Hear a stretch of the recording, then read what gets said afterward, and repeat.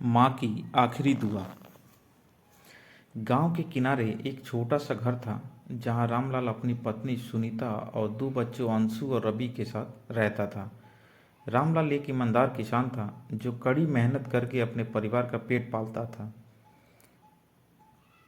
हालांकि वे अमीर नहीं थे, लेकिन उनके घर में प्यार और आपसी समझ की कोई कमी नहीं थी। एक साल गांव में बहुत सूखा पड़ा। बारिश नहीं हुई, जिससे खेतों में अनाज नहीं उगा। रामलाल की फसल बर्बाद हो गई और घर में खाने के भी लाले पड़ने लगे। धीरे धीरे उनके पास जो भी थोड़ी बहुत जमा पूंजी थी वो भी खत्म हो गई। हालात इतने खराब हो गए कि बच्चों के लिए दो वक्त की रोटी जुटाना भी मुश्किल हो गया। सुनीता को अपने बच्चों की हालत देखी नहीं जा रही थी। वह चाहती थी कि वे भूखे न सोएं। इसलिए उसने गांव के अमीर जमींदार के घर जाकर काम मांगा। जमींदार ने उसे अपने घर में बर्तन धोने और झाड़ू पोंछा करने का काम दे दिया। बदले में उसे रोज खाने के लिए कुछ बचा कुचा खाना और थोड़े पैसे मिलते थे। रामलाल को यह बात अच्छी नहीं लगी। वह स्वाभिमानी था और चाहता था कि उसका परिवार मेहनत करके इज्जत की जिंदगी जिए, लेकिन बच्चों की भूख के आगे उसका स्वाभिमान झुक गया। एक रात अंशु ने माँ से पूछा, माँ, क्या भगवान हमसे नाराज हैं? हमारे खेत में फसल क्यों नहीं हुई? सुनीता की आंखें भर आई, लेकिन उसने अपने आंसू छुपाकर मुस्कुराते हुए कहा, नहीं बेटा, भगवान ने हमें परीक्षा में डाला है। अगर हम धैर्य और मेहनत से काम करेंगे तो जल्दी ही सब ठीक हो जाएगा। रवि जो छोटा था, माँ की गोद में चढ़कर बोला, माँ, मुझे भूख लगी है।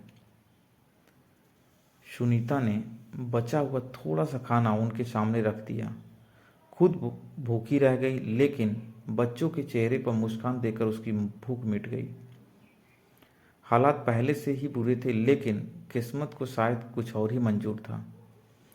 एक दिन रामलाल बीमार पड़ गया। पैसे के अभाव में न तो उसे सही इलाज मिल सका और न ही दवा।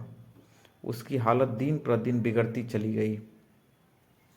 सुनीता ने गांव के डॉक्टर से मदद मांगी, लेकिन बिना पैसे की कोई इलाज करने को तैयार नहीं था। उसने जमींदार से कुछ उधार मांगा, लेकिन उसने साफ मना कर दिया। जब कोई और रास्ता नहीं बचा तो सुनीता ने अपनी शादी का सोने का कंगन बेच दिया। वह कंगन उसकी माँ की आखिरी निशानी थी, जिसे वह अपनी जान से भी ज़्यादा प्यार करती थी। लेकिन अपने पति की जान बचाने के लिए उसने बिना एक पल सोचे इसे कुर्बान कर दिया। इस पैसे से रामलाल का इलाज हुआ और कुछ ही दिनों में वह ठीक होने लगा। लेकिन इस मुश्किल घड़ी ने सुनीता को और भी मजबूत बना दिया। उसने तय कर लिया कि वह अपने बच्चों का भविष्य सुरक्षित करेगी। गांव में एक सहकारी संस्था थी जो महिलाओं को सिलाई बुनाई का काम सिखाती थी। सुनीता ने वहाँ दाखिला लिया और धीरे धीरे सिलाई का काम सीखने लगी। जल्द ही उसने अपने हुनर से पैसे कमाना शुरू कर दिया। रामलाल ने भी गांव के एक बड़े किसान के खेत में मजदूरी करनी शुरू कर दी। धीरे धीरे उनके घर की हालत सुधरने लगी।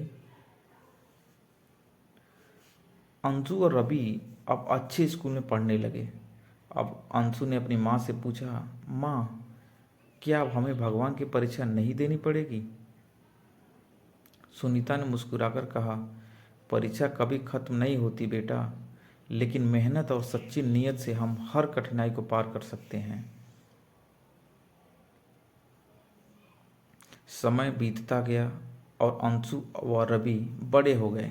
अंशु डॉक्टर बन गया और रवि इंजीनियर बन गया।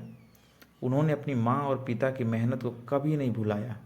जब अंशु की पहली सैलरी आई तो उसने माँ के लिए वह सोने का कंगन खरीद कर लाया, जिसे उसने कभी अपने पिता की जान बचाने के लिए बेचा था।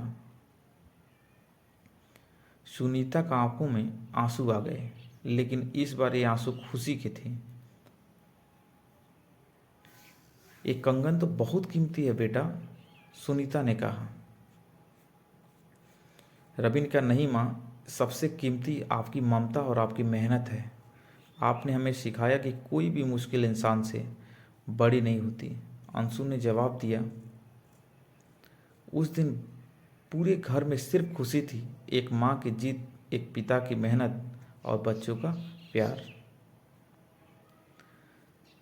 दोस्तों, इस कहानी से हमें यह सीख मिलती है कि माँ की ममता और पिता की मेहनत से बड़ा कोई बलिदान नहीं होता।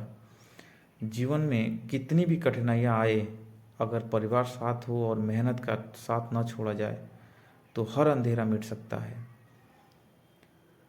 कहानी अच्छी लगे तो वीडियो को लाइक कीजिए, सब्सक्राइब